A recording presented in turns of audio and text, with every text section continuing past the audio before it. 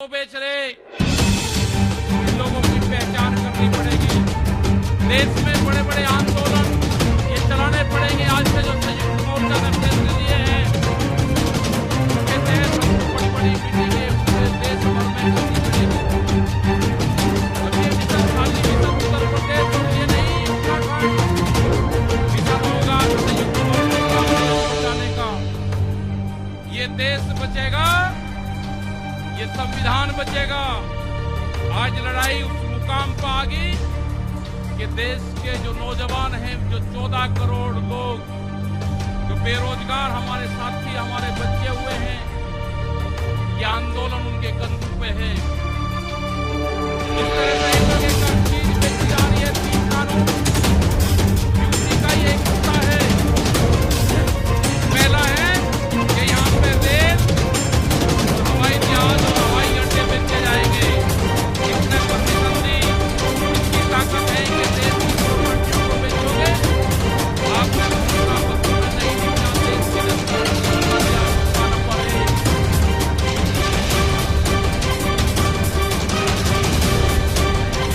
मौका नंबर 2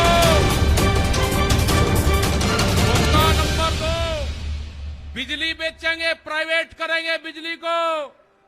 ये धोखा नंबर 2 कहीं घोषणा पत्र में नहीं लिखा। जब वोट मांगी नहीं कहा कि बिजली भी बेचेंगे।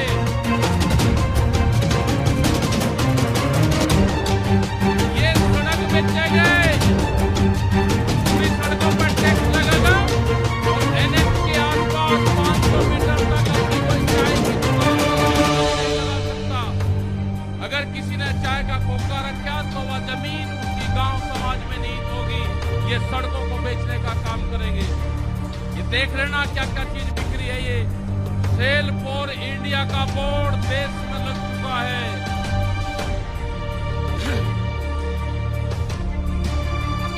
ये है LIC जो बड़ी कंपनी देश की, बैंक, ये सब बिक रहे हैं। इनके खरीदार कोई और नहीं है। खरीदार अडानी और अंबानी है। ये बिक रहे हैं। FBI की जमीन जहाँ पे हमारा भंडार होता था, ये पूरी जमीन पूरे गोदाम अडानी को दे दिए गए हैं। पूरी FBI के जो गोदाम है अडानी के कब्जे में है। आपके पास में, भारत सरकार के पास में कोई भी नहीं बचा है। देश के बंदरगाह पूरा जो समुद्र के तट के 200 किलोमीटर तक एक कंपनी को बेच दिए। वे बंदरगाह भी बिके। ये भी आपको जानकारी होनी चाहिए। वहां पे जो मछली पालन किसान हमारा, जो नपत्ता किसान हमारा खत्म हो गए। बड़े बड़े बंदरगाह वहां पे बिक चुके हैं।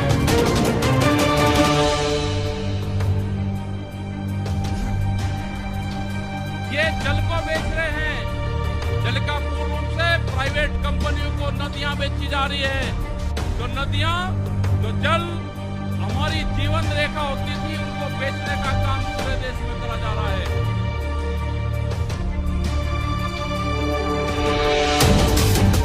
ये इंडिया ऑनलाइन सेल, जब कोई भी कीमत किसी भी चीज की लगा सकता है। भारत टिकाऊ है। ये भारत सरकार की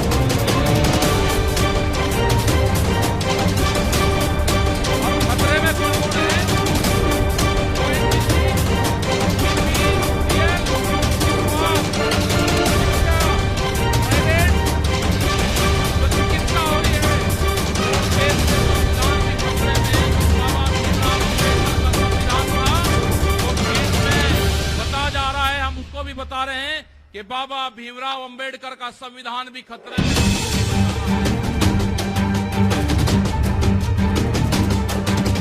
और ये खेती किसानी जिससे ये आंदोलन शुरू हुआ, ये खेती और किसानी भी बिक्री के कगार पे है। हमारी समझ में जब आया, जब देश की खेती बिकने के कगार पर आई, जब ही आंदोलन शुरू हुआ। उसके 3 कानून 9 महीने से किसान आंदोलन है वो करने को तैयार नहीं है। आज हालात ये है कि आपका 10 साल पुराना आगे के 10 साल पुराना ट्रैक्टर नहीं चलेगा। वो भी इसी में आता है। आपको बैंक में कर्जा आप दुगना ले लो, आपको बैंक दुगना कर्जा दे देगा।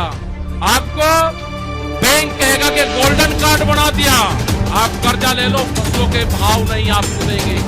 हम जिस जमीन पाए हैं, ये जमीन उत्तर प्रदेश की जमीन, और जहां पर मुजफ्फरनगर का जो क्षेत्र है, ये गन्ने की बेल्ट है पूरी। क्या इन लोगों ने ये नहीं कहा कि जब अगर हमारी सरकार आएगी तो हम 450 रुपए गन्ने का भाव देंगे?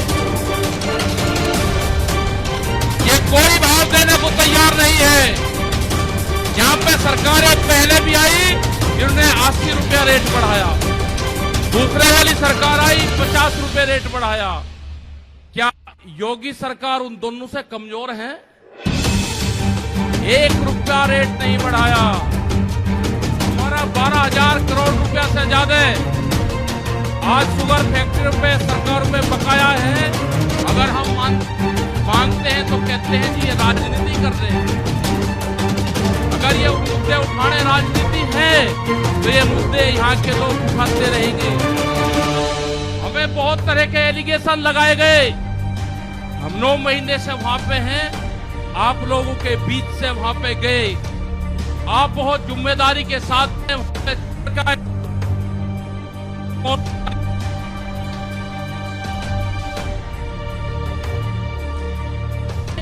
तो सिर्फ संयुक्त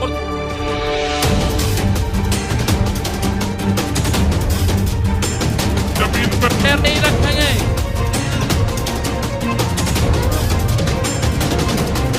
यहाँ पे मुजफ्फरनगर की जमीन पे हम पैर नहीं रखेंगे, हम गाड़ी से यहाँ से वापस जाएंगे। जब ये आंदोलन खत्म होगा, इस किसान और देश के जवान की जीत होगी, जब ही हम यहाँ पाएंगे। अत्याचार बहुत है, यहाँ पे पुलिस फोर्स के लोग भी होंगे, यहाँ पे पुलिस फोर्स के लोग हैं, उनकी सैलरी 25 और 30 हजार रुपए है। ड्यूटी वे 24 घंटे देंगे। मास्टर जो प्राइमरी का टीचर है, उससे आधी सैलरी उनकी होगी। वे आवाज नहीं उठा सकते, उनकी आवाज को दबाया जाता है। उनका जो क्वार्टर है वो 500-600 फीट में है। उनके क्वार्टर बड़े बड़े, उनकी सैलरी भी टीचर के बराबर उनकी सैलरी। वे ड्यूटी देते हैं 24 घंटे। जितने भी सरकारी कर्मचारी है, उनकी पेंशन खत्म करोगे। MP MLA की पेंशन लोगे 2-3 दिन, कर्मचारियों की पेंशन खत्म करोगे। आप देश में प्राइवेटाइजेशन करोगे तो रोजगार खत्म होंगे। हमारी समझ में एक बात नहीं आई, जो बड़ी बड़ी कंपनी 67,000 और 1 लाख करोड़ रुपया सरकार का लेकर भाग जाती है, उन्हीं को फिर बड़े बड़े संस्थाएं बेच रहे हैं। वो पैसा कहाँ जा रहा है? अगर पूरे हमारे संस्थाओं में रेलवे बिक्री है, रेल के 4.5 लाख कर्मचारी बेरोजगार होंगे। मैंने जो सफाई कर्मचारी है उनसे बातचीत करी, रेलवे के या किसी भी नगर पालिका के हो, 5 और 6 हजार रुपए में वे सफाई कर्मचारी धार्मिक समाज के लोग नौकरी करेंगे। अगर ठेका पड़ता होगी तो रोजगार जाएंगे। अगर प्राइवेट कंपनी के हाथ में ये कंपनी आ जाएगी, जिस तरह से रेलवे गई, 4.5 लाख कर्मचारी बेरोजगार होंगे। जो रेहड़ी पटरी के लोग अपना रोजगार चलाते थे, वे 4.5 करोड़ लोग हैं, वे बेरोजगार होंगे। बड़ी बड़ी एमोजेन जैसी कंपनी आ रही है जो इस देश में व्यापार करेंगे, इस देश में मौज खुलेंगे। वे हमारे मजदूर भाई कहाँ जाएंगे? ये उनकी भी लड़ाई है। ये लड़ाई जितनी भी संस्थाएं बिक रही है उसकी लड़ाई है। और आपने आगे की और हम बात बता देना चाहते हैं। ये लड़ाई शुरू हुई 3 काले कानून से। ये लड़ाई शुरू हुई MSP पे गारंटी कानून से।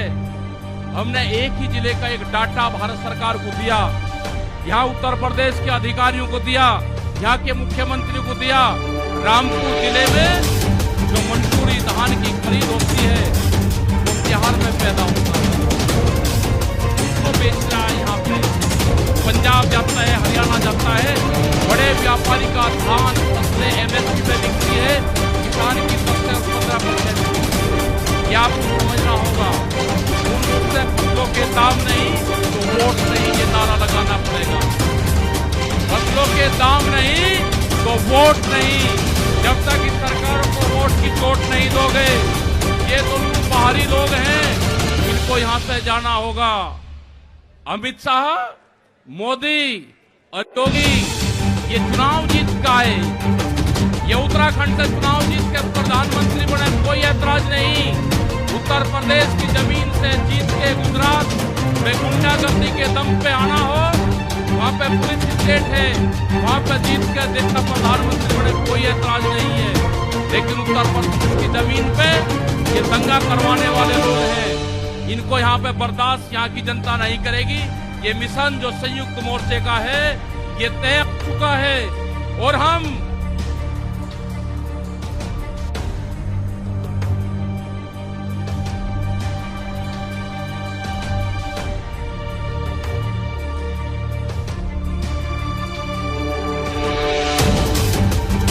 मोर्चा नहीं छोड़ेंगे। अगर हमारे को शहीद होना पड़ेगा तो हम मोर्चे पर होएंगे, या तो जीत का आएंगे, बगैर जितने नहीं आएंगे वापसी। ये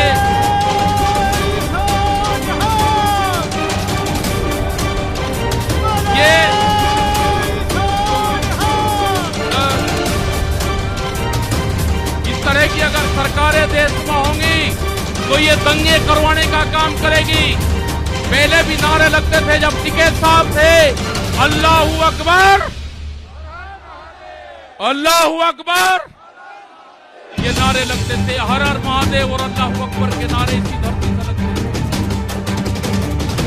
ये नारे हमेशा लगते रहेंगे, ये नारे हमेशा लगते रहेंगे। ये तोड़ने का काम करेंगे, हम तोड़ने का काम करेंगे। किसी गलत फहमी में मत रहना।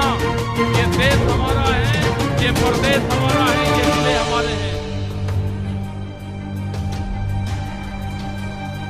आप तैयार रहना।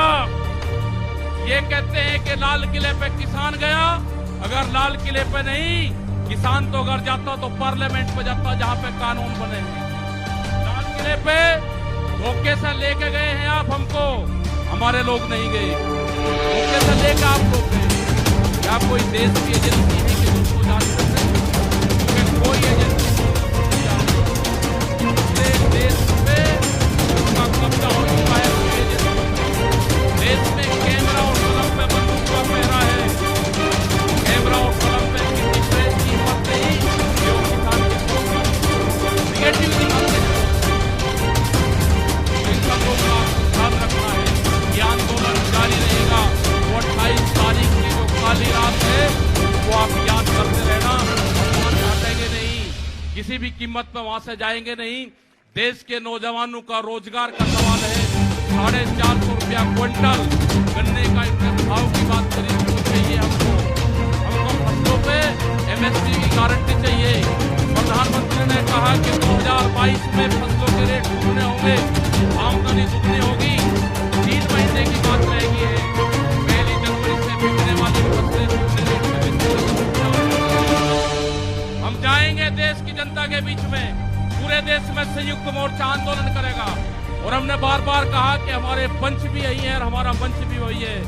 आपने बात सुनी, ये 20 लाख से ज्यादा लोग मुजफ्फरनगर की जमीन पाए। इन सब का बहुत बहुत धन्यवाद, सभी वॉलंटियरों का धन्यवाद। अभी हमारे कुछ लीडर रह रहे हैं, आप उनकी बात सुनोगे। धन्यवाद। जय हिंद, जय भारत। वाहे गुरु जी का खालसा, वाहे गुरु जी की फतेह। बैठो बैठो।